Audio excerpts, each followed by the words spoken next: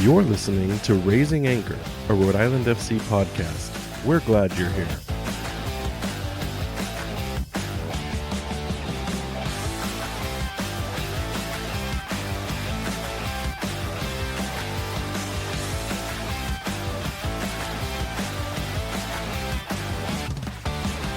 Hello, and welcome to Raising Anchor, your podcast and source for all things Rhode Island FC.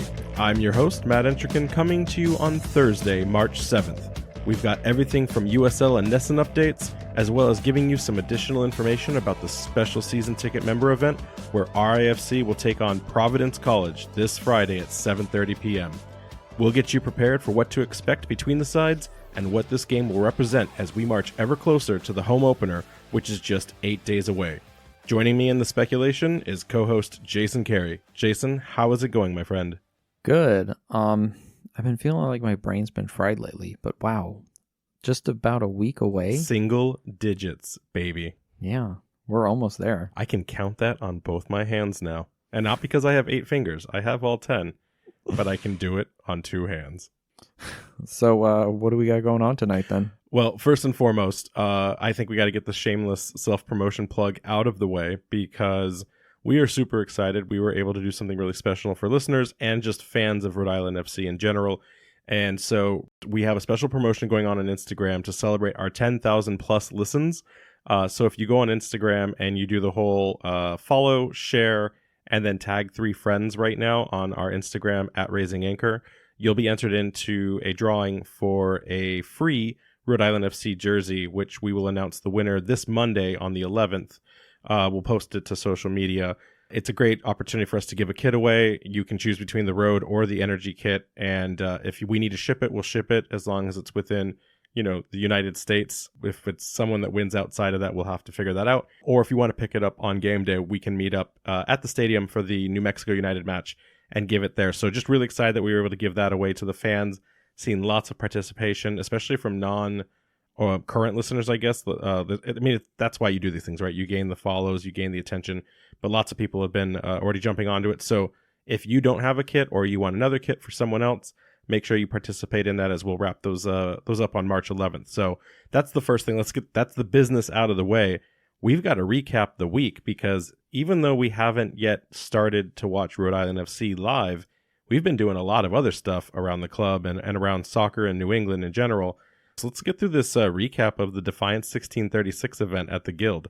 Yeah, so we've been out and about. The official meetup finally happened. Huge success. Not to detract from Defiance's, success on the day, but I've seen so many people participate in the Discord that I didn't know. But we've also we've tried a couple of times, right? The club has tried to get people out on very last minute occasions. There's been a couple times where we've put a date out there. And I've always been I see most of the time people saying, "Oh, I can't make that for this, or that." So I was really curious with Defiance kind of standing up their own first personal event. What would that turnout kind of shake out to be? There must have been over 70 people there. It was incredible. Yeah, there was a lot. It was great even too with the rain. People were showing up. I mean, the weather is slowly starting to creep up there, so it's not as frigid cold as it has been. Yeah, we got to meet a lot of people. I mean, we've seen some of these individuals from the USL final, from just running in at other events, but seeing in mass, and then also, I didn't know that was the Tottenham supporters bar as well. So a bunch of Tottenham fans got converted on the day to becoming Defiance members, and we got a couple of Instagram messages that they were buying tickets as a result of that. So that's fantastic to hear. I do want to do a special shout out to Carlitos, who I don't know if I shared the story with you yet since the event, but he's basically the first rap royalty. And I say rap as Raising Anchor podcast. We'll make that stick or we won't. We'll let the fans decide. But he's really royalty. This is the guy who we met at Hope Street after the very second episode had dropped, where we had been talking with the Revs street team, and we saw the guy with the Revs hat on, and just asked him if he would be interested in watching Rhode Island FC, as they started out. And he said, yeah. And we said we were the podcast. And we just had dropped episode 2. And he's like, yeah, I've already listened to both episodes. I didn't even have to pitch that. He must have been one of our earliest, or maybe even our first listener. So Carlitos, you are absolutely rap royalty. We really appreciate it, and thanks for sharing that story. It really made our month at that time, and then getting to meet you again and you share the rest of that, that just continues to make our days. It's why we do this. Yeah, that felt so long ago that when you brought it up, I was like, when did this happen? It was many seasons ago, many months ago, right? So we've been doing it for this long already. We're only on episode 35, but sometimes it feels like episode like 350. It's a weird juxtaposition. But no, we met a bunch of great people. We also got to meet the False Nueve podcast group, which is the Spanish-speaking podcast that right now covers a lot of different just soccer, Latin soccer, or just in a Spanish format. But they intend to start doing some stuff with the club as far as coverage in a Spanish broadcast time. So I did a couple interviews with them. Unfortunately, in English, I'm gonna have to really start leaning into that Duolingo so I can eventually be on their show and do some cross collaboration. One day that bird will get us to learn Spanish. One day. So we had that. Anything? I mean, there is one thing we have to talk about, but anything else stand out from the event besides like the Girl Scout cookies and the beer and the camaraderie? It was just great hanging out with some fans. Eating some Girl Scout cookies, drinking beer. We were watching Aston Villa game. One of the D36 members was a Villa fan. He had some money riding on it, so that was fun as they had to kind of fight back and to get into the game. We also watched the Real Madrid game. Oh, with yeah, the scandal of calling the whistle with the goal in flight. So there was no sound at the time, so we didn't even hear the whistle, and we're like, "What's going on right now?" Yeah, that was some nonsense. That was insanity defined. Classic La Liga there for you. Hopefully we don't get refs like that, which we'll talk about in a second here with some of the USL updates. But I do have to acknowledge I made a mistake, and it's going to haunt me for a long time. It's going to haunt me for a real... I blame you, but I also blame myself. I pointed it out to you, but I didn't bring it up to anyone else. I figured someone will notice this eventually. Yeah, so at the end of the event, Defiance asked for everyone to stand and do a picture. We want to support Defiance, so we jumped into the picture, and my mistake was not looking for a spotter before I went and did this, but I held my scarf upside down. I'm that guy. So, I mean, there was booze available at the venue. Let's get honest. That was just laziness and me forgetting that scarves are not always... It's like a USB port, right? Like you have 100% chance the first time you're going to put that thing in upside down. You have to try 3 times before you get it right. Yeah, so scarves are the same thing for me. Like I should have known better. So that's on me. Enjoy making fun of me for like the next 12 months for that. So what you need is the USB-C port of scarves. Yeah, I need like a tactile thing on one corner. So like when I put my thumb up to hold it, it has to lock to that, or I know I'm not holding it correctly. Maybe my wife can like sew some braille into a corner or something. For you. Oh, love it. So that was the event. Really great. I'm hoping that they can reproduce that for one of the first away matches, because I think not only is that important for Defiance, but that's also something that the community needs to see and be able to rally to, especially if they want to watch their favorite club participating in matches when they're not here at home. So moving on real fast, I just want to do a special shout out to Chris, a member of the Defiance 1636. He was honored last week at the home opener for the New England Revolution. He was really gracious. He invited me out to attend and honor him. It was really fun. We got VIP access. We got to bump shoulders with Scott Caldwell and Charlie Davies. It was a really nice time, given the fact that I probably will never go to another Revs game, at least in the foreseeable future. And so I got to enjoy that. And it was almost like doing research or like homework on like what not to do as a supporter group, as an organization, even as just media.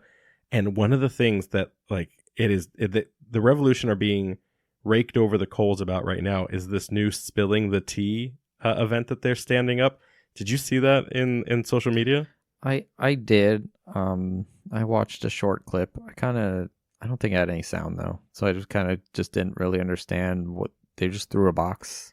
It's not even a box. It's like a foam cube. So like I saw the cube sitting there because it was right there on the ground next to the VIP section. I thought it was going to be like rolling a dice, and if it rolled and landed on one of the TFC logos, that'd be like, like Snake Eyes, you're in trouble or something. I had no clue what it was.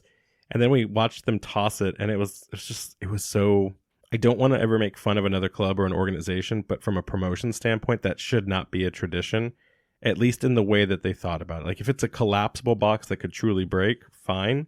But they are leaning into this whole spill the tea thing. And I think that fits our narrative of, we said it in the initial promo for the kits. We don't spill tea, we burn ships. Like, I really hope that the club can lean into this in some capacity and take a few extra shots at our friends to the north. It is the 250th anniversary this year of the Boston Tea Party, and one of the Revs jersey is kind of in commemoration of that. It's the tea kit. I think that's what they're doing there. Yeah, no, it's the tea kit, but it doesn't make the celebration or the tradition any better. It needs a little bit more thought to be worked out if they're going to continue. I really hope someone, either a fan, a supporter group member, or the club itself, brings a model boat with New Mexico United's flag on the mast, and then someone comes out with an Elon Musk flamethrower and just lights it on fire. So when we're playing at Tidewater and we're actually right there by the water, we'll need to get some sort of recreation of the Gatsby and then just put the logo of the team on it and just sink it or something. I don't know. But I mean, very small. Like we don't have enough shipwright building to build full boats. Yeah, I know. Like a little model like RC boat or something. And they'll just put it on the Jumbotron. Love it. I love it. that take notes, RIFC. That needs to happen. So then that happened, and then just a couple of the quick hits. Brooklyn Football Club announces that they're joining the USL Championship today. Yeah, I just saw that. I feel like I was on an island until maybe halfway through the day. Am I the only one that doesn't like this? I don't know. I'm still concerned about the future of USL. On one hand, if more clubs want to join the championship, it shows that the league has some level of interest and stability, and there's people see potential there to make money. As someone who really wants promotion and relegation to come in, at what point, we can't get up to 30 and then all of a sudden cut 10 teams, right? I think it's a much easier conversation if we have, say, 24. I mean, it would be better if it was even less, because how are we going to run a promotion relegation with 30 teams? So, I mean, you're taking it from the pro rel stance, which I completely agree with. But my take on it too, though, is that they're not there's no conversation. There's no announcement in the presser that Brooklyn Football Club is going to be working towards a soccer specific stadium. There's conversation that they'll have the team joining the Super League, which is the women's division, not the Division 1 though. So the problem to me is that they're going to be playing out of a baseball field on Coney Island. And they're going to be playing on the exact baseball field that the New York Cosmos last played on when they were still a team. I mean, I have nothing because I miss the Cosmos. I don't understand why we're allowing new teams to enter the market in non-soccer specific stadiums without a commitment by a year within 2 years that stadium would come online. And New York, it's a huge market when you talk about population density, but there's New York City FC is already coming online with their soccer specific stadium after being the laughing stock of MLS for 6-7 years as the postage stamp field. When will I don't understand why USL is allowing this, especially when we talk about differentiation. It's the reason OKC Energy was kicked out for a while because their field didn't meet the specific requirements to play in the championship level. And then to go back to that, if we do end up in a pro-rel conversation, you need the infrastructure in place to meet the pedigree of the league you're competing in. So even if they do start a league lower, that's fine. They can come into it. But if they come into championship with a baseball stadium and that's all they'll ever be, it just doesn't feel right. It feels like we're buying into a MLM scheme and we need the $20 million to prop up other requirements in the league, and we just don't care about standards. And that's really weird, because I'll talk about in a second what USL had to say about things before this news broke. It just doesn't feel like this is the right step long term. It feels like this is a quick jolt of excitement, bringing a New York club in and maybe doing things in the short term versus the long term. Do you know, does that baseball stadium still actively have a baseball team in it? I believe it does. I didn't do enough research on the Brooklyn requirements to that. I just know that it is a specific field, and when I looked up the history of it, the Cosmos last participated. So if it's up to date and maintained, some minor league team or regional team has to be using the facility. And it was cool. I mean, don't get me wrong, like the Coney Island roller coasters were in the backdrop, but like we need to start making decisions as a league that separate and differentiate ourselves. I don't feel like this is it, especially, and I'll say this now.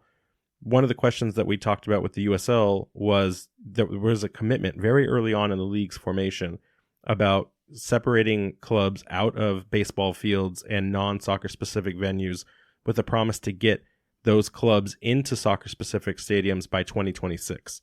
And when they were asked about this a couple days ago, both the president of USL Championship, who will be at our home opener, and the president of League One, they said it's still a commitment to move towards, but the goalpost may have been pushed out. Like it's a moving piece to address when that will actually come to fruition. I hope that maybe in their elevator pitch or whatever you want to call it to USL, that they have some sort of plan to get themselves to a soccer specific stadium. I don't know if that was I didn't see anything in the press release on that. Do you think though that it hurts or helps? Because it's New York, right? Like it's a huge market. It's not one of the secondary or tertiary ones where we know will thrive. It's physical competition with a bunch of other major sports. It's a huge market. I would just hope that teams like this maybe would go into like USL League One instead of the championship, and we reserve the championship for higher quality teams in terms of not just like the players on the field, but the whole organization, in the sense of here is a stadium and like they have all their ducks in a row, so to say. Whereas we've seen teams have gone up and down, so we don't have a closed system, right? You could come in as a USL League One team, kind of get everything started, get it going, and say, hey, okay, we've got a stadium being built in the next year or two. We're investing the money, like, let us upstairs. We're gonna come play with the big boys now. That's never gonna happen if it's a $20 million. They're going to follow in the steps of MLS if they don't stop that soon. In fact, I would argue it would almost be better pay the $5 million, have a $15 million amount dedicated in reserve that has to be spent on the infrastructure of the team and of the talent while you work on everything else, so that's like guaranteed operating protection costs as you move through the first 1 to 5 years of your club. And that way, if you were to suddenly get promoted, you can still be competitive and not rely on the USL or the league itself to support and stand up. So, all right, well, we're not here to talk about Brooklyn. I feel like a lot of people just got starstruck in the moment because they were like, oh, Brooklyn, the logo, the club, New York. I look more at like we're here now as ourselves. Rhode Island FC's entry was completely different, and it's probably one of the most difficult journeys for any club entering USL, in my opinion. And it's just weird to see like, oh yeah, we have a baseball stadium. We're going to play down the street over here. No big deal. So you ready to move into the USL League interviews? Yeah, let's go for it. So where a majority of the conversation in an hour-long presser, we got to sit down with newspapers, other podcasters, a couple of other media personalities, and we all got to take our turn asking a few questions. I don't think it's any surprise, but a majority of the conversation hovered around the Open Cup. Like 90% of it. The presidents were very honest about their stance on it and that they don't agree with the decisions that the USSF and MLS have made, but to preserve the functionality of an active tournament for the Open Cup, it was kind of one of those things that they had to get to business and make decisions quickly so that the tournament could resume for 2024. A lot of things I think were kind of punted down the road for 2025, and the big ones were this is one, they wouldn't confirm outright when we talked about revenue share if that was an impact for 2024, but they did say that the revenue share conversation, and that's where MLS had said, like, we demand like 40% of your revenue if our teams have to travel to one of your stadiums, that would be in the works for 2025. So while it has been, and we're going off of the way the USL presidents hinted at it and didn't outright say it, it looks like we can put to bed that there will be no revenue share in year. However, that does remain on the table for 2025. And then they kind of hinted the same thing about MLS earning automatic home field advantages for this season, that's something that needs to be rediscussed in the 2025 conversation, and they will be actively participating in that instead of reacting to the news that MLS dropped. Now, what USL did confirm, though, which was important, is that the CONCACAF spot will, in fact, remain for 2024. Now, I haven't read, there's been so much information about the US Open Cup. especially with the announced tournament times and brackets, that sometimes it's too much information. I haven't seen anywhere where anyone has yet been able to confirm that the CONCACAF spot will remain. So as of now, according to the USL League office, the CONCACAF spot is up for grabs. So if anything, this may be the very most important year in the history of the US Open Cup, because this could be potentially the last time we see it. We don't know what 2025 will bring. So not only is this, I wouldn't say pressure for Rhode Island FC, but this is pressure for every USL team. This could be the last best shot that they ever get to get the CONCACAF berth in its current capacity. So I think there's going to be a lot of spotlight on that this year, and understand like what do those outcomes look like as the tournament progresses through the next few months. So I'm excited about that. And then I do want to just kind of put a small retraction out there. I've been speculating for months that I thought Hartford and Rhode Island would be the first clubs to duke it out when it came to the tournament unlock. But one of our listeners, no surprise, super fan Tim, he had read through the bylaws of the requirements for that tournament, and we will be facing in our first round. So we come in round 3. We will be facing a winner from round 2. That's not that. So that won't be Hartford, because we'd both be entering the tournament at the same time. So if you want to rewind the tape on some of the people we listed that weren't Hartford in the most recent episode, that would kind of give you a preview of that's who will most likely play. And I still think my framing of us, saying Rhode Island FC probably won't host that game, especially if it's a amateur side. So we could see the boys in amber and blue playing in like a high school field somewhere around April's time. So a little bit different of an avenue now. I will be curious on how we track down the broadcasting rights for that, because I think that's going to be a big conversation for this year, is like, how do we get more eyes on it? Because no one wants to see the Open Cup die. But that was an interesting piece. So did you see Backheeled says that they are going to do coverage of the Open Cup? Some people are saying, oh, you're just, jumping on the bandwagon. But honestly, the more coverage, the better. There are soccer stories everywhere. I mean, we heard and saw that with Nate Silvera and Kevin Vang on Tuesday's episode. There are, if you ask the right questions and you follow the right kind of trail of information, every single player has an origin story. Every player has a unique human moment. So I love that idea. And I think, and then that's also, again, the beauty of the cup, right? You follow those underdogs. How great would it be if we found out that, Christos FC was just a bunch of bakers from New Jersey, and they got together from like just early mornings after baking stuff, and like then decided to form a team. I mean, look at Iceland's national football team. It's just a bunch of like dentists, lawyers, and contractors that get together, and then they ended up becoming like this semi-professional, and now they represent their club on the international scale. Like, that's huge. Or if like Sharktopus FC was like actual sharks and octopuses. They didn't make it into the Open Cup. They got knocked out in the final regional knockout, so we won't be able to root for them this year.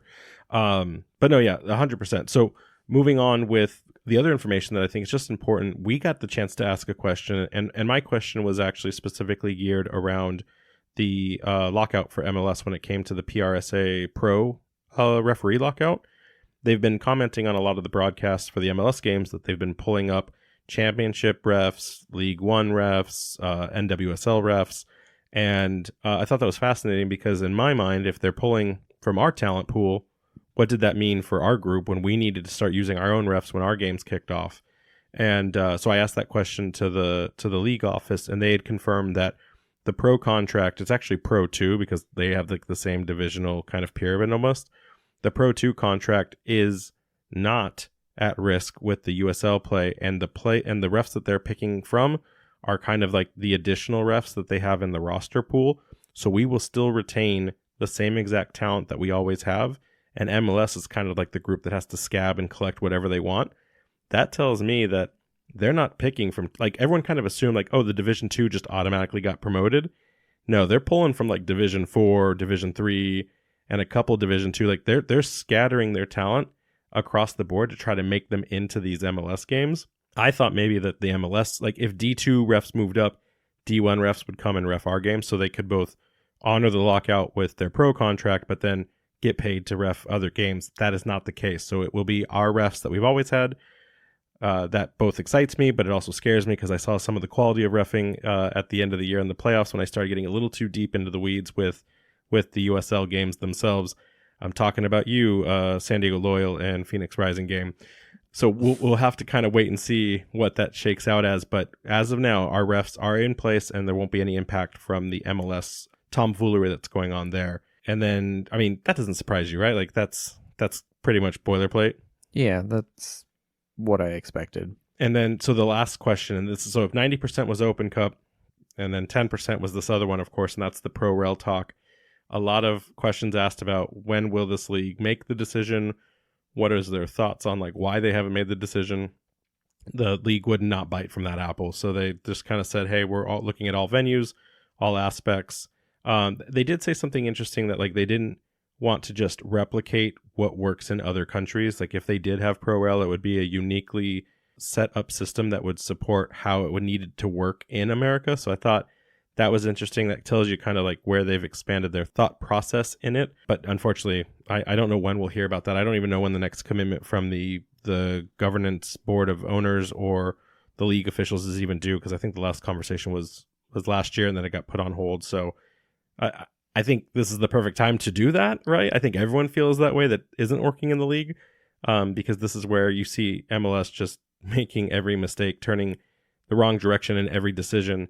And this could be that moment where USL really shines brightly, but we'll have to kind of continue to wait and see on that one. We'll just have to hope and pray that relegation will come to us one day. In our lifetime, brother, in our lifetime. So let's move on to the NESN broadcast contract. So we had said after ESPN had been announced, we could expect NESN to follow shortly after. And this week, NESN was able to announce their broadcast schedule and their coverage. So kind of like the high level overview of it is that of the 34 games, 21 of those matches will be also featured on NESN to some extent. Now, this is where it gets a little difficult because technically NESN is also NESN Plus. And so like you'll have to go to the schedule contract, which is on RhodeIslandFC.com or on their social media, to really break that down as to which one is which, because it's all about competing with other sports. However, RIFC report, which I need to give full credit, they did a wonderful breakdown of really what matters here. So you'll have the one national TV game on CBS, which is the Birmingham Legion away game. You'll then have 21 specific games on NESN or NESN Plus. That's a combination of both 15 home games and 6 away games, which we'll talk about in a minute. And then the rest of the 29 games being on ESPN Plus. And then there are 4 games which will be streaming on the CBS Golazo network. That is that free network that you had reported on about how you could get access to that. So again, if you really want to watch all the games, you just need the CBS ESPN Plus combo. But if you have NESN already or you have NESN Plus, you will have the ability to switch to that broadcast when it comes to the 15 home and the 6 away. Now, those 6 away games start with Monterey Bay FC, which is the second match of the year on March 24th. And then they're no surprise here. They're covering the away game for Hartford Athletic. They're covering the away game for Louisville City FC, Pittsburgh Riverhounds, San Antonio FC, Charleston Battery FC is the final one, wrapping up on October 19th. So they basically picked all the heavy hitters that they think either regionally will matter as far as Eastern Conference. The only exception to that is Monterey Bay, and I think that's maybe a pressure cooker test on if that's like what's the attraction immediately for away appetite. Maybe they would expand their coverage then, but that seems to be a pretty fair lineup. Yeah, they've definitely spread it around. When I look at the list here, quite a different variety of games. I'll be curious to see what their coverage looks like, because I with Golazo and ESPN Plus, I can get all the games, maybe from the casual perspective or the broader general sports kind of fans. Maybe the NESN deal, will really kind of draw some of them in. But I'll just be curious for soccer fans, will there be a reason for us to get NESN? I'm not sure. We've talked a few times about like local broadcasters. Maybe that's an opportunity for something like that to kind of pan out. Yeah, one of the questions we actually don't have answered yet either is, well, how will this kind of sharing of broadcast rights look like? Is this something where NESN will work on some sort of deal with ESPN and have the same coverage, and then it's just like, hey, it's the ESPN feed going out to the NESN broadcast as well? Or will it be the NESN crew who's then like helping supplement ESPN? So that's something we're going to have to kind of pay attention to and watch as those things progress. But with this schedule announcement came one other major thing, and it was kind of snuck in there. They The club didn't really announce it. They're not trying to make a big procession about it, but that's that they actually changed one of the matches. And that match in particular is the game that was originally on Saturday, April 27th, against defending champions Phoenix Rising. That game's been moved, and it's been shifted to Friday, the Friday before, on April 26th at 7:30 p.m. Do you have any guess as to why maybe we're switching a game against the reigning champions? Is Messi playing? Well, that's the question of the century. Will he play? I don't know. Will he be at Gillette Stadium on April 27th? Yes. At 7 p.m.? Absolutely. So, listen, at the end of the day, I think this was a calculated move that the club had to make. You can say it's weak. You can say it's smart. Like, I'm sure if you asked a poll, they'd be divided on this. But the reality is that Rhode Island FC knows that they are sharing an ecosystem right now as they claw their name to fame, so to speak, on securing market share. So in year one, I think they're very confident that they can compete with the likes of New England Revolution and Hartford, but I don't think anyone can compete with the likes of Lionel Messi. And when you are they probably have statistics on this, but you've got at least 10 to 20% of Rhode Island FC's season ticket members and people coming to games, which would probably most likely be going also to Revs games as much as possible. When we interviewed Craig from the RIFC card collecting app, he had said like he was making the switch, but we've seen other people in the Discord and in other places say like, hey, I'm a fan of both for now. And it's an identity crisis, right? Those people are not going to not show up for Lionel Messi that day. Like that comes once in a generation. So like, look what Beckham did in his version of arriving at MLS ahead of what Messi has now done. Like, this is that spike in moment where people are going to see a person. And so, yeah, you have to think strategically where suddenly Gillette will probably be at its 77,000 capacity for the first time ever for a Revs game. I mean, I don't have the history of that. I'm sure maybe once they've sold it out, but that's a big deal. And to try to find 5,000 people who don't want to see that or are specifically to Rhode Island FC, I think it's too early in the career of this club and the franchise to make that decision to compete with the likes of Lionel Messi. Yeah, I bet that game will have record attendance. Also, though, do you think maybe some people from RIFC have tickets to that game? We could ask as a poll. I mean, I don't know. Like actual, like staff of the club. Oh, that's why. Oh, this was like a red herring. Like they also wanted to go. They want to be there too. We're gonna see Cano Smith post up a video doing some scouting reports on Inter Miami. Yeah, trying to see if maybe he can sign Messi after he's done with the Miami deal. Well, we play on turf too, so he would probably not want to show up for that.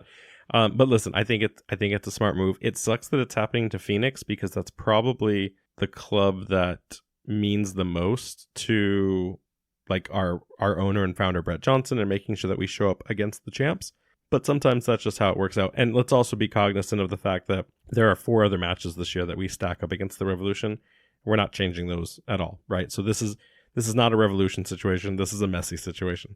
Yeah. See what I did there? It's a Messi situation. I think RFC can compete against the Revs in people's mindshare, but no one can compete against Messi. No. He's just, on another planet. Maybe next year, once we have the 10th, that we have a name for ourselves, maybe we've got some hardware, a star on the kit, and then if that kind of competition comes back through with the new Tidewater, maybe that's a different story at that point. We've secured our patronage, so to speak. Maybe, too, if it pans out that he doesn't actually play because of the turf, then people will think, why would I even go to that game? I won't chance it again. Yeah, that's a great point. Could you imagine? Because I think Messi's not showing up to the Nashville game, which is I think it's happening actually while we're recording. Now. Yeah. Could you imagine if they announce he doesn't even travel? And there's like, would we still see 70,000 people show up to that stadium? Or would they have sold 70,000 tickets, but you actually see like the normal 22,000? Maybe to see Suarez in a wheelchair trying to score goals. All right, so moving on.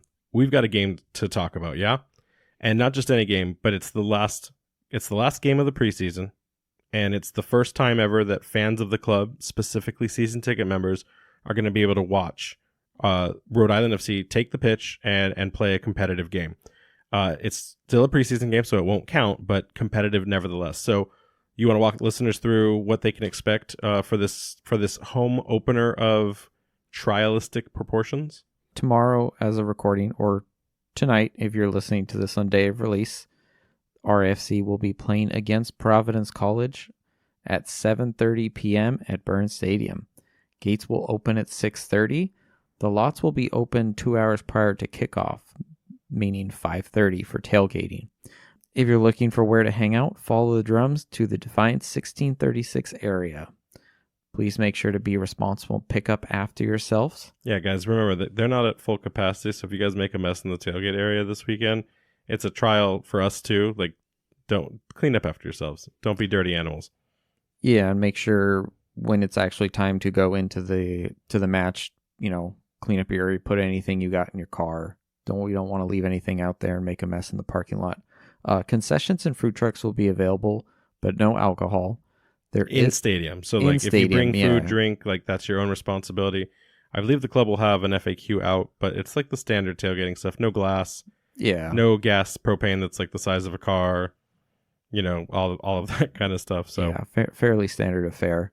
And just an FYI, there's a special season ticket holder autograph session post game. So don't just run out because you're cold and it's 9:00 at night and you want to go home. Make sure you stick around so you can meet and interact with the players. Yeah, and speaking of which, we're looking to be in the 40s, maybe dipping into the high 30s into night. So that's right now, right? So like we could talk about this tomorrow, and it could be 52 or it could be 31. So yeah, dress accordingly. Check the weather. You guys know the routine, Rhode Island. Yeah, you guys know what to do. Some merch and season ticket member scarves will be available. New merch should be arriving next week. Ooh. And then that dog bandana, that's going to be showing up. I wonder what other stuff they're going to be dropping on fans. And remember, this is a season ticket member event only, or members of Defiance 1636 as well. But you'd already have to be a member. And you can still get a membership. I'm sure they can find a way to weasel you in, but either go become a season ticket member or go become a member of Defiance 1636 if you want in on this game.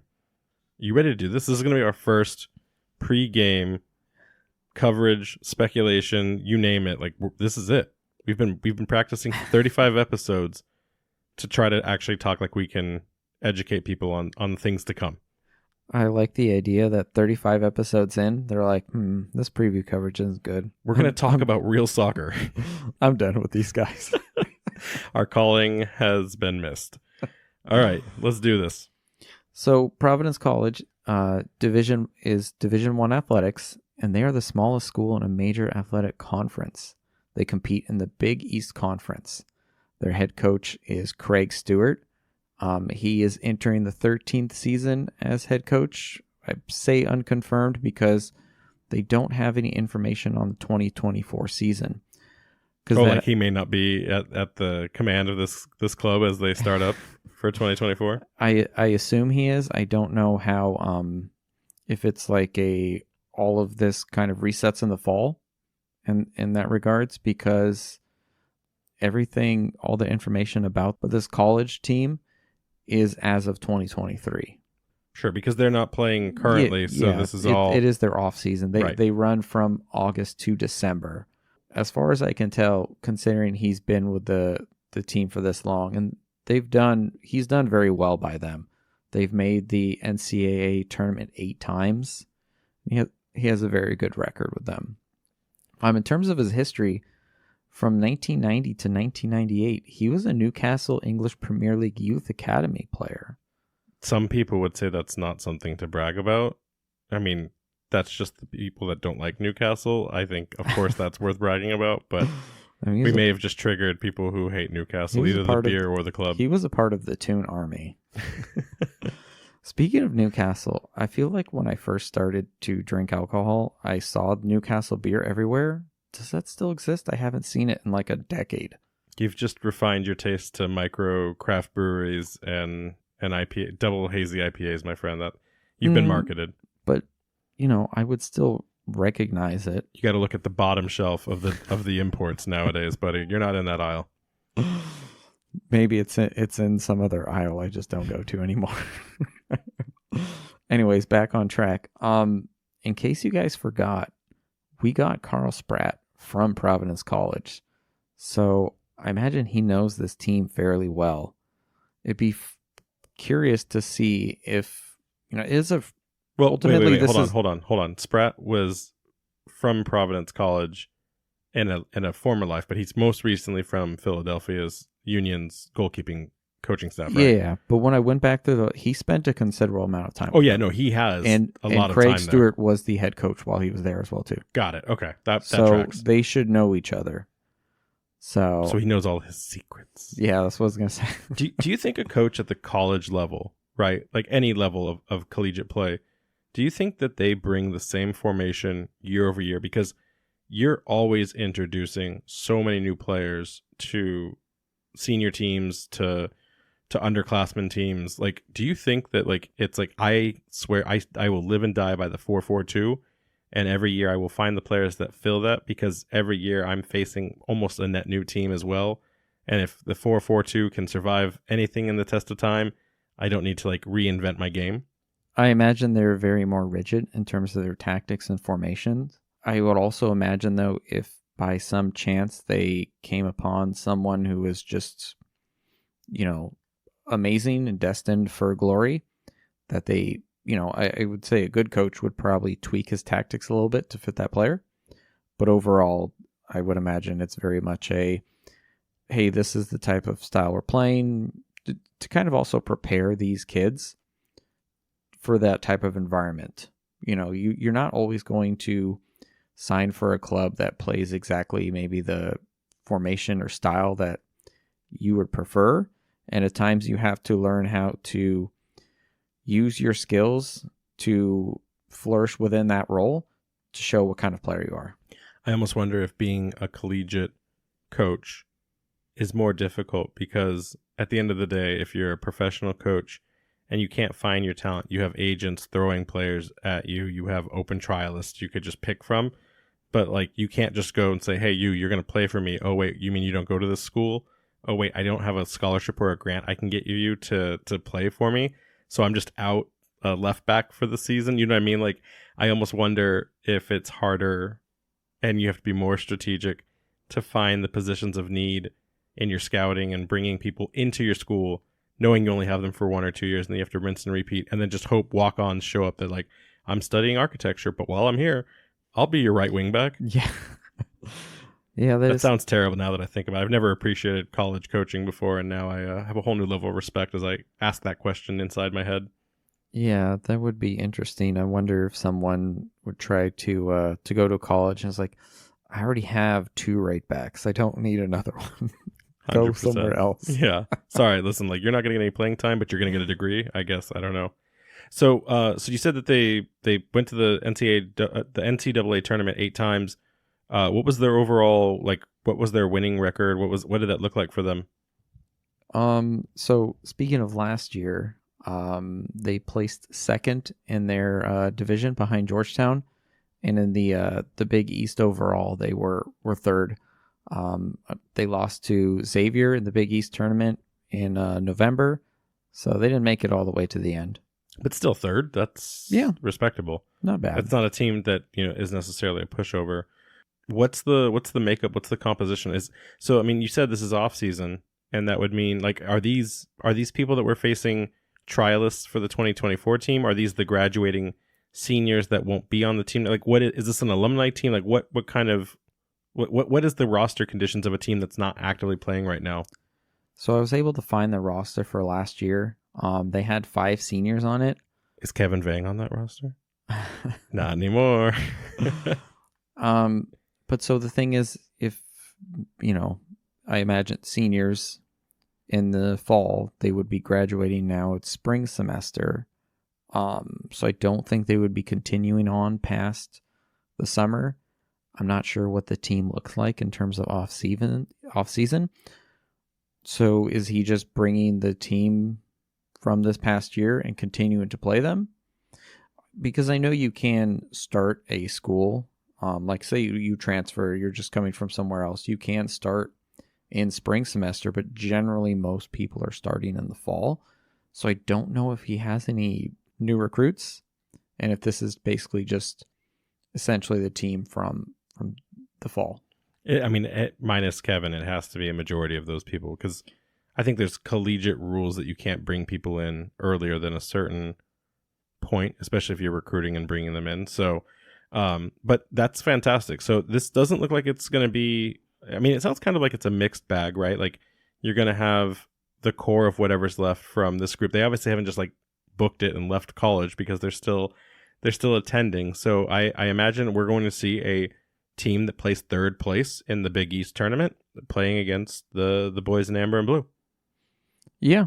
I mean, realistically, this is a college team, but they seem to have done fairly well for themselves. So I think that they will put up a pretty good fight. Yeah, I mean, and earlier this in the preseason, we did hear of some. I wouldn't even know if they're official scrimmages or if this was just because there were the right people on board at the time to kind of have a mock game of 11-on-11 against Bryant.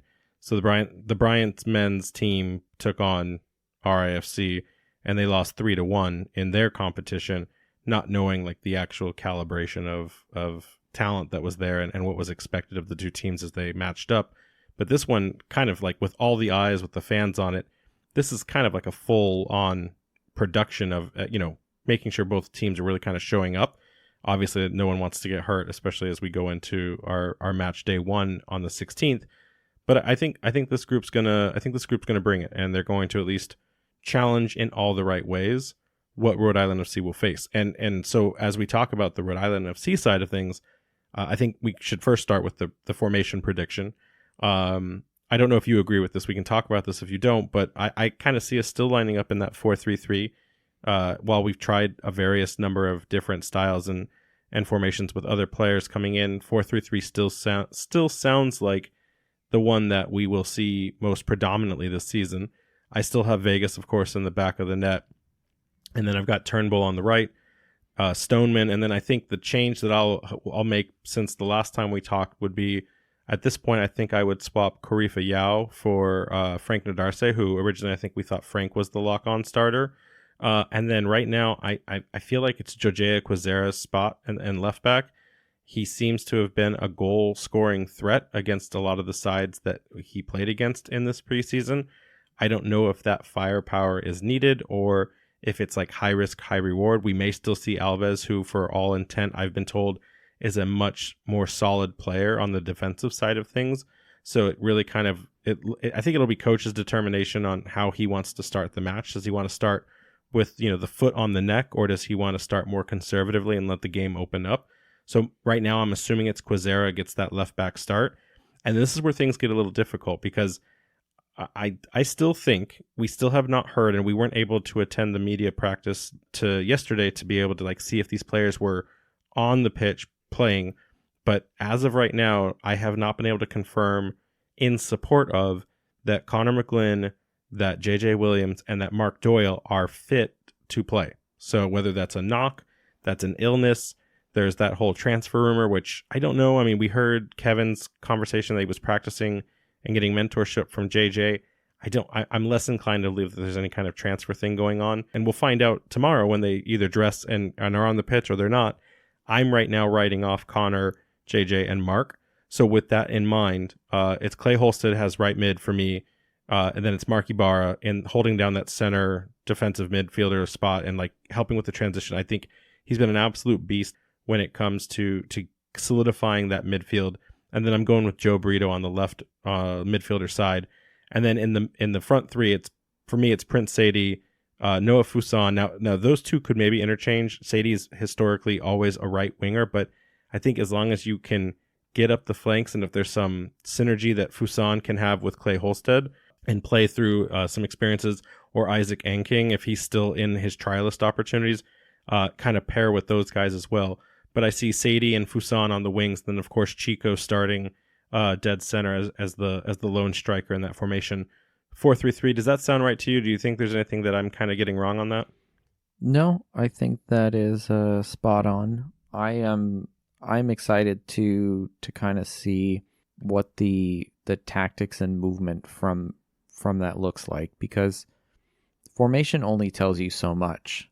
Like one thing I'm very curious is Jojea has been scoring, a few goals here with it preseason. But without having seen the game or seen like what his involvement is, if he is playing left back, are these set pieces, or is he actually moving way up, or is like Noah tucking in and we're playing, is Jojea playing like another winger? Well, he's naturally a wing back, right? So my guess is that he's barreling up the pitch, right? Like, you're right, we don't know. Yeah, so like is he doing a more progressive, like, fullback that we've seen a lot in abroad, like, Trent just getting up there? It's a great question, and I think it really comes down to, and this is the first time I get to say this, how does Kano ball really look? Because nice. If you think about it, right, if Kano wants to go for the early scores, especially in a match against, let's be honest, it's a lesser team, Providence, does that allow him to take command of the game, open the score lines, and then be more conservative and work on the controls that he wants to see put in place for our effective passing, penetrating the ball through the mid and then the final third, like really making sure the movement is there versus just the goal scoring. I think we all know that the goal scoring will come. I mean, we still don't have a full tabulation. We'll kind of wait until the end of this preseason with this game tomorrow to like really say like, okay, here's who showed up the most offensively. And then if the club is willing to kind of expand more on the defensive segments, we'll do that, of course, as well. But like, to your point, Jojea has scored at least 3 goals. I think he's tallied 5 in this preseason. And I think between him and Fuson, I think those are the 2 front runners. Like, you want your goal scorers on the pitch, right? Because whether you have good defensive shape or bad, if you outscore your opponent, you win every game, right? So like it's right. Like, I can be a coach now. So it's kind of hard to say which way to go. But again, the one thing that we did see in the pictures from the game last week, where there's a reason we're not talking about the Revs 2 game, that was the only game this entire season I have not been able to get anyone to talk about. I couldn't get anyone from the Revs staff, the media teams that follow the Revs, RIFC, the players, like no one wanted to talk about that. So either they've realized that we will tell things, or that they all have learned what off the record means and I can't share anything. So power to everyone, I guess, on that one. But what we did see in the pictures that were broadcasted over the night that they had their friendly is I did see in the game, I saw Quezera and I saw Alves on at the same time. So those are both of your left backs. But again, Quezera can be a winger at times, a wing back. So he was either in like a left mid spot. Maybe he was a pure left winger at that time. So like, I'm still, with the rest of the firepower that we have on the team, I still think he takes the left wing back. But like the same way we could say, hey, like if coach really wants to make sure that this is a clean sheet for the Rhode Island FC group, no goals, maybe you start with a stronger formation with Alves in that back left. And it's possible too, depending on what time that picture was taken in the game. You maybe it was first. Like, I know where you're going because no, it's a great question, but like just to like stop you there, it was all of the starters around it, and thank goodness they released all of the players' kit numbers, because we were able to like click through and okay, that's who that is. The only one we had to make a best guess on was Clay Holstead. But he's also the only guy with like beautiful, like long flowing blonde hair, like he's like Thor on the weekends. So yeah, there you go, Clay. Enjoy that comment. But so that's the only one we couldn't commit to. So we know everyone that was there, with the assumption that Koke was in the net. He was the only one not in the picture, I think, in that one. But so that's why. In fact, I don't even remember who was missing from my projection. It might have been Brito, and instead it was Alves. So that would again be like that left mid, left back. So that makes sense. That could be the change. If a friendly happens in an empty stadium and no one saw it, did it happen? I mean, people took pictures, so it did happen. We've now kind of talked about the formation. We've talked about what Kano ball could look like, what needs to happen. I guess what I would ask you is, we've chased this club through each of its matches. What does RIFC need to do to secure a win here against a Division I college team coming in with nothing to prove except that they can knock down a team that is in a professional tier so far above them? Like, what needs to happen here for RFC to get the win in front of their fans for the first time? I think they just need to follow the coach and play their game. I think this is, if we're being honest here, pretty straightforward. I don't really see them having any issues here. Like I said, I imagine that Providence College is going to want to try their best and put up a good fight. But at the end of the day, this is going to be kind of the classic, men versus boys kind of thing. Do you think we'll see a full... Because at this point, we're so close to the season starting, we're beyond 45-minute full 11 switches, and I don't think Providence College has the roster depth to field 2 sets of 11s. Do you think this is now an instance where we'll see the first team, so to speak, run their full minutes to make sure that they're match fit for the next week's game against New Mexico? Possibly, but I also wonder if, because this is also like an event in a way for the fans, if they're just going to want to try and get as many people, who are healthy from RIFC side out and get some minutes. That would make sense, especially if like Kevin's not in the starting rotation. Kevin Vang being a Rhode Island native, plus he played for Providence College. I could see him getting some minutes in front of the fans. That does track. And then also any trialists that still need, like, this is their last chance to really prove themselves in competitive minutes, and I use competitive in air quotes. If they're still trying to fight for a spot on the roster, this would be that last time where they get to show up. So that tracks. Then I guess the only question that we need to make sure we get here is, who do we think is going to wear the captain armband? I mean, assuming the formation that I called out is right, who picks up that armband? My guess would maybe be on either Stoneman or Mark. And you say that because of their defensive central roles, so they're kind of like also like generals in the field, or like something about their particular personalities? Like why do you pick that? I think they just kind of give me those captaincy vibes. I don't know them personally. I could be wrong, but from what I've gathered, I think that they seem, like those kind of dudes. Okay. I'm going to say Vegas or Turnbull. I believe, I subscribe to the idea that the best captains are your defenders, because they have the coolest and calmest heads. They know, like, they're the most physical usually when it comes to things like this. Especially Vegas. I mean, he's such a legend when it comes to his time in the USL. He was the first player ever. It seems like the easy choice, but it makes sense for a lot of reasons. I'm still a homer for Connor McGlynn. I really love how he showed up for the club. I think him and like Amos Shapiro-Thompson have just been lights out spokespeople and ambassadors for the group. But since I don't have Amos in my starting 11, and I don't know that Connor's at least fit or healthy, we still just don't know. My safe answer here is Turnbull or Vegas. We got to get into predictions here. What's the scoreline going to be? I think it is going to be 6-1. A bloodbath. So, I mean, we joked, right? I said 7-1 in Bermuda, and that was dangerously close. So I never get scores right. I usually can predict winners, although I did not do well in the Defiance competition last year for the USL. I can't wait for that to start back up in the Discord. Shout out to Defiance 1636 if you want to participate in match day competitive, like, guessing, if you will, almost like a fantasy football thing.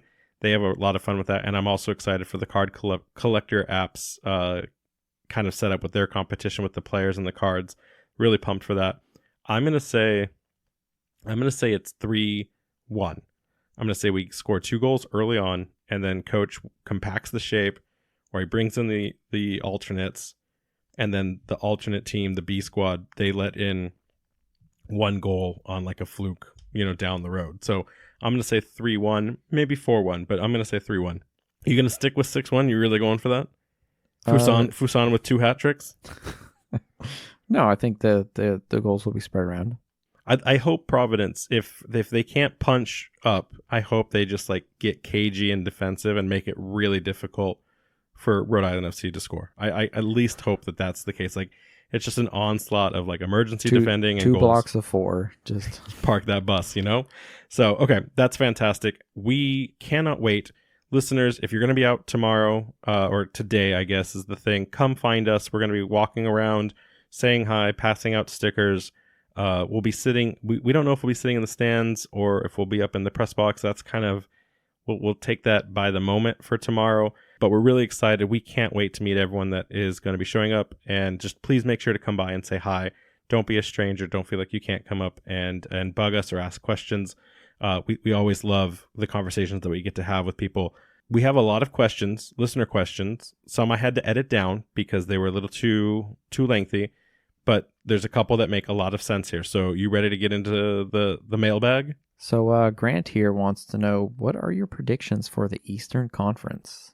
Okay, this would take really long if we went the entire thing. So I'm going to just do the playoffs. So up to seed 8. So just the first 8 seeds. So I'm going to do my 8 in order and then just call it. So first, I've got Tampa Bay.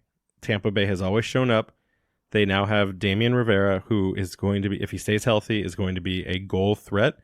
I see that this club is going to take the first place spot since they always do well. Second place, I've got Louisville.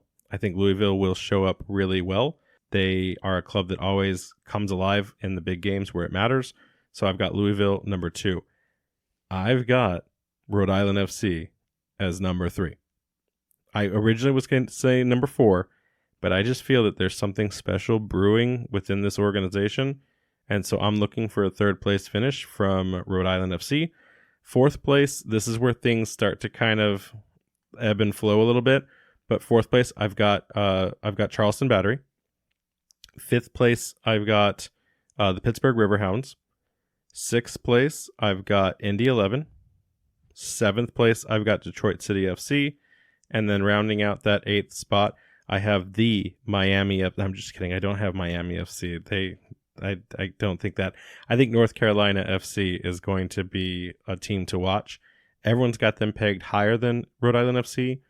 I think that they are going to make a strong run, but then I think that they are going to get a kind of rude awakening, because the difference between North Carolina and Rhode Island is like while we are a new team, I think that we have a majority of veterans in the league that have already played at the USL Championship level, and while North Carolina has reinforced with championship level players, they're bringing they promoted their roster up from USL 1.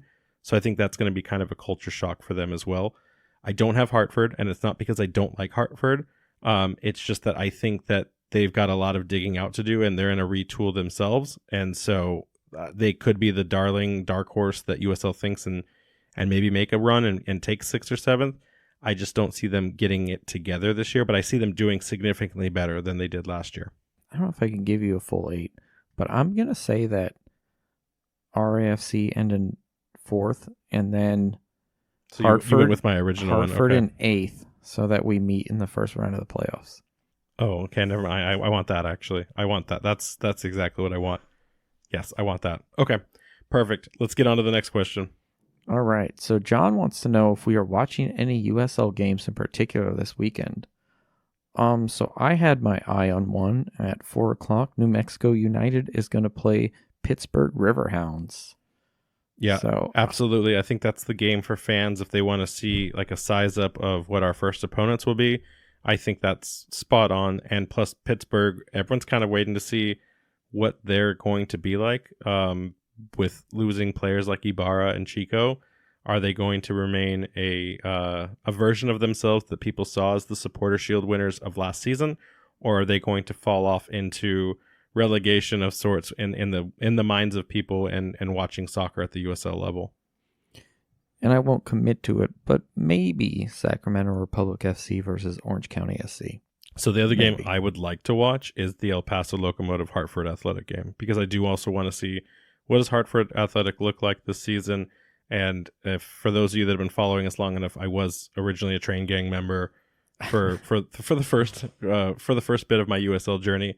So I got to go to that game when they were in Hartford. So I'd like to see how that kind of stacks up and get a sizing of it, to do our homework on our derby rivals. And then I'm also really curious about Las Vegas Lights. I just want to see what they field as a roster and how they show up. They're playing about as evenly fielded team in Memphis 901.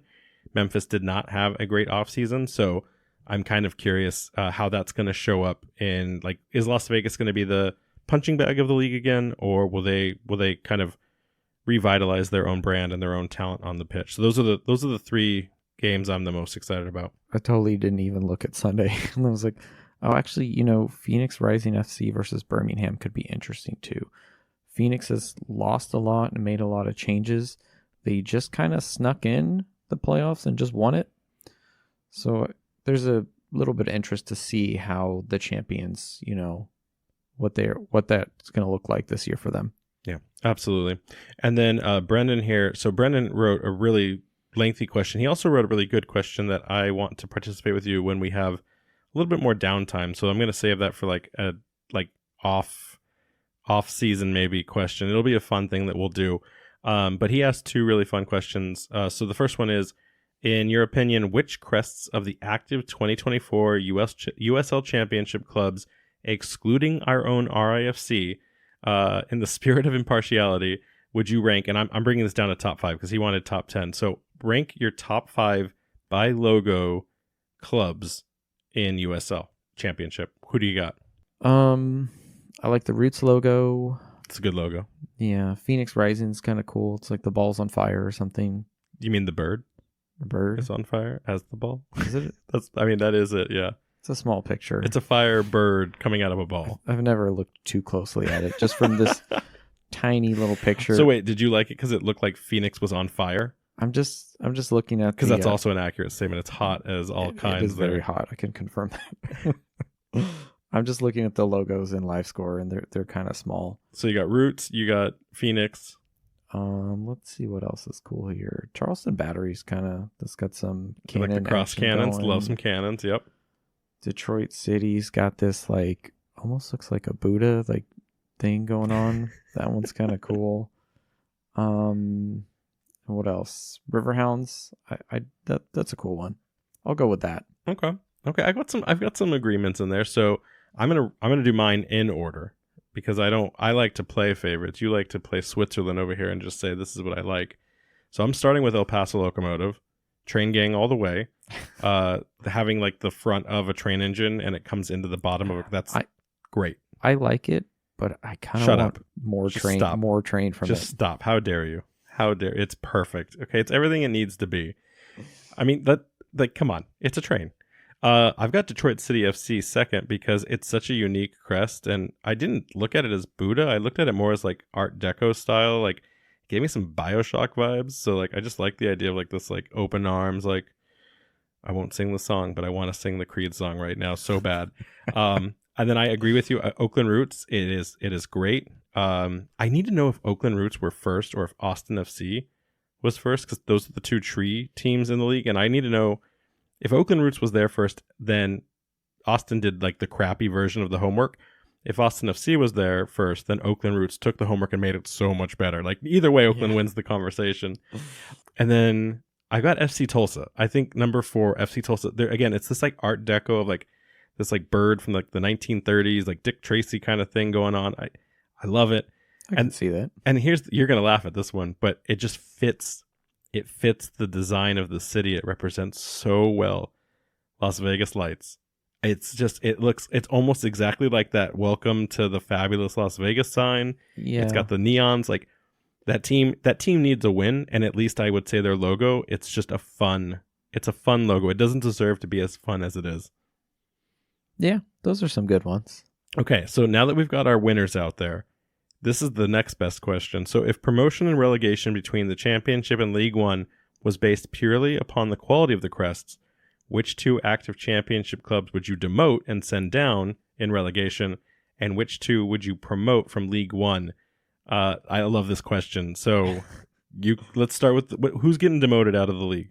Looking at this table here, I'm not a huge fan of North Carolina FC. I kind of feel like they could have made this in Adobe Illustrator in like 15 minutes. You know what I mean? Like, do you want a hot take? The first time I saw that, you know what I actually felt? I felt Texas. North Carolina FC's logo is something related to the state of Texas. It's not terrible. It's just a little basic. I'd like to see a little more from them. Okay, so they're getting demoted. So they just showed back up. They're getting demoted by Crest alone. Okay, who's number 2? I'm not feeling Orange County Soccer Club's logo either. So you don't like the carrot-looking shield with the OC? I don't really know what it doesn't evoke anything to me. I don't understand it. If it was just a giant orange, like the fruit, would that be okay? That might be kind of funny. All right. So those are your demos. Here's who gets relegated on my side. First and foremost, Hartford Athletic. That was a test. You failed because anytime we can relegate Hartford, we need to. But here's why. I don't. That logo is messy. It's the H and the A and whatever font style they chose. I don't like it. It reminds me more of like a baseball. How they like to like cross the letters that represent a city. Yeah, I guess I can see that. There's maybe a little too much going on there. But second, it's got 4 colors. It's got white, green, blue, and red. And I don't know what that star is. And having a star in your logo is super annoying. I almost added the Rowdies as well because they have 2 stars in their default, and it's not for the amount of wins they have as a champion. It's just a part of their logo. But I didn't add Tampa Bay for that reason. But for Hartford's, since they're much newer, like Tampa's got such a long history, like maybe somewhere like this is relevant, so I didn't do the homework. Hartford's like since 2017. I don't know why you have a star in your logo. There's no reason to have a star. I mean, technically North Carolina also just a giant star, but the one that Hartford has looks like it's something that they've earned. So for that reason alone, you got to go. You go back down to go back down to League One. Maybe they can count your star down there. Number 2 for me, Miami FC. It is so bad. Like I love the colors, but it's just a whirlwind around a soccer ball. And you should not, as a professional club, in my opinion, and Pittsburgh is kind of guilty of this. Pittsburgh almost ended up on my relegation list, and it's weird because it's in your number 1. Soccer ball should not be in your logo. Unless it's like sitting on top as like a crested monument. I don't know. I don't know. I mean, we have a soccer ball in our logo, but we're not a team. We're a podcast. So like, I don't know. I'm kind of like weird about soccer balls being in logos. So those are my relegations. Those were yours. Who do you got for promotion? So who's coming up from League One based on crest alone? Let's see here. I kind of like this Chattanooga Red Wolves because there's a wolf on the logo. I'm so glad you said that because I don't think you know this. Did you know that they're in like major like copyright logo violation right now, and they're like fighting a lawsuit about stealing?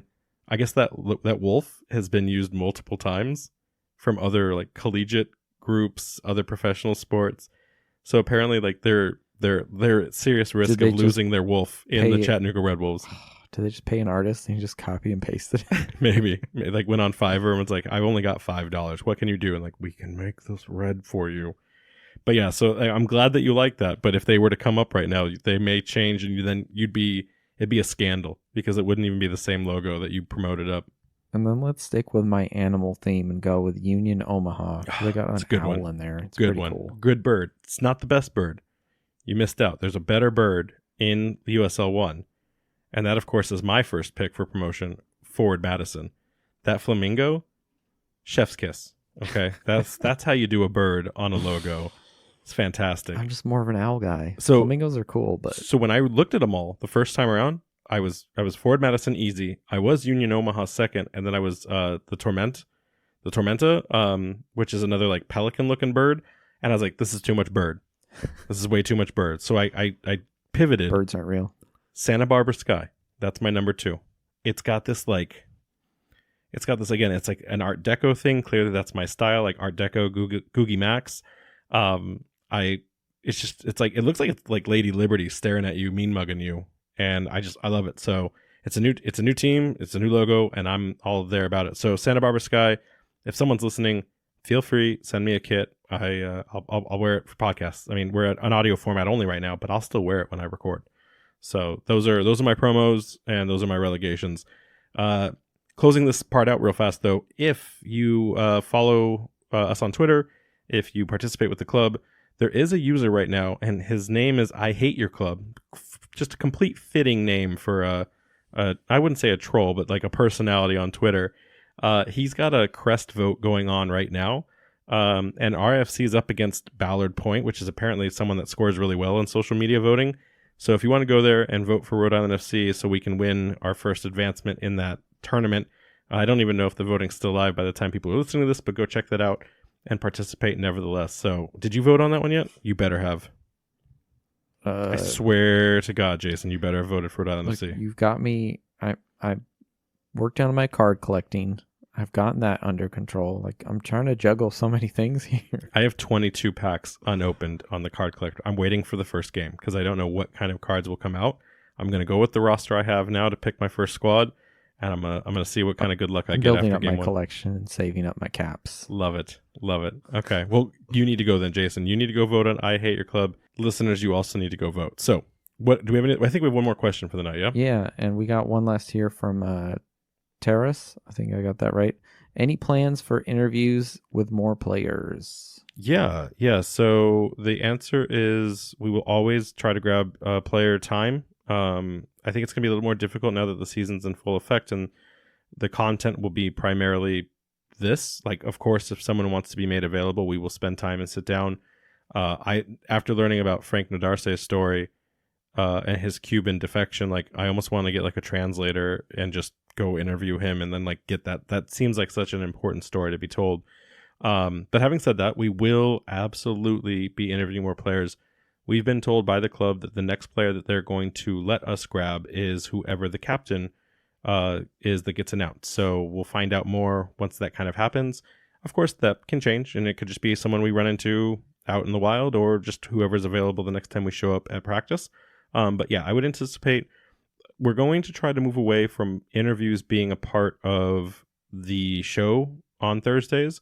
The only exception will be for our New Mexico United coverage next week. Somos Moss will record, but we'll probably do a pre-recorded and then just cut that in. So anticipate that will be something that we'll move away from. So you'll see a format where interviews come out like Monday or Tuesday, and then we do the broadcast of the recap from the last game and then the speculation of the game to come. But we will continue to try to give fans and listeners access to players and hear their voices instead of ours as much as possible. So if there's someone that you want us to go after and it's not just the future captain, let us know and we'll make sure that we prioritize that with the club. So, as a reminder, the season opener, where our boys in amber and blue will face off against New Mexico United at Burns Stadium, is on Saturday, March 16th. Gates open to the lot at 1 p.m. with a kickoff time at 4 p.m. For those who can't make the match, you can watch the game on NESN or ESPN+. And also, just a warning, we might get some rain. Hopefully not. So, I almost didn't want to talk about it yet because Rhode Island weather is a fickle mistress and you just don't know what will be. It'll change in 15 minutes. It's literally a 50-50 right now. And I mean, it's 50-50 that it's supposed to be 50 degrees and there's a 50% chance that it'll rain. Sounds perfect to me. Which means it's a 50-50 of a 50. But, like, we don't know yet. And that number has steadily crept towards our favor. So I'm just going to keep putting the good vibes out there. And we need all fans, all listeners to just continue to put those good vibes out into the world that like RIFC has the best possible environment and weather experience possible for the home opener. There's going to be a lot of people there, a lot of important people. I've been told that we are like 7 seats away from a full sellout. Nice. So, and we've been holding on to 4 tickets, not of that 7, but we have 4 tickets to give away. We're going to give those away next week. So to kind of tease it out, as soon as we've gotten through announcing the kit winner, we're going to then take that new expanded roster of people following us and then put out another promotion to give away 4 tickets for the home opener. So the cat's kind of out of the bag on that, but you won't see that on socials until starting to next week. So just if you know someone that has been looking for tickets or couldn't afford tickets and you want to get them exposed to Rhode Island FC, make sure to be paying attention and we'll be doing that draw. And that one will be much quicker. That'll be like 2 days. We may even announce it on the podcast, but we'll still like get it out Thursday at the absolute latest so people can plan accordingly for the weekend. So keep that on your radar too. And looking ahead, our first away match of the season will be against Monterey Bay FC on Sunday, March 24th at 6 p.m. Eastern Time. And that will be on NESN and ESPN+. We highly encourage coming out to Defiance 1636 watch party at the Guild for that one. That's going to be fun. I can't wait to go to the Guild and reconnect with everyone like we did last week. So that's it for the show, everyone. A couple of quick beats. We talked about the giveaway for the tickets. We will announce the giveaway for the kit on Monday at some point as soon as we can get the randomizer with all of the names that have been added and contributed to that. And then as far as next week's programming, expect an interview with Paul Byrne, general manager of the stadiums, and that is plural, so both Tidewater and Byrne, and that'll be releasing this upcoming Tuesday. And then we have Somos Mas joining our podcast for the Thursday show. We will be going, I don't know if Jason will be there. It's up to Jason's scheduling, but we will be joining them on their podcast, which breaks on Tuesday. So you'll actually, if you want, you'll hear double the Raising Anchor on Tuesday, kind of like when we had the recap, Revolution recap, and then us drop on that Friday episode. So that's what's going on in our space. So look forward to it. And then also to everyone, just remember daylight saving is coming this Sunday. It's 2 a.m. or 3 a.m. depending on how you look at that. But I found something interesting about daylight. You made the joke last week about daylight saving after you made the joke about leap year. But did you know it's not daylight savings? It's daylight saving. I've lived my entire life as a lie. I've thought it. I've been saying savings, and then someone was at work was like, "Did you know it's saving?" And then I looked it up, and yeah, they were right. Saving in this economy? Come on. Come on, man. You're better than that joke. How dare you? You probably say savings all the time, and that's why you went with that joke. You look like a savings kind of guy. I'm not a fan of daylight saving or daylight savings. That's the time you spend in Arizona creeping up on you right now. I know better. Just one time, you just stick with it. It was for farmers. All right, guys. You can catch us on Twitter, Threads, and TikTok at RIFC Podcast, Instagram at Raising Anchor, and we got that website, www.raisinganchorpodcast.com. Anchors up. Anchors up.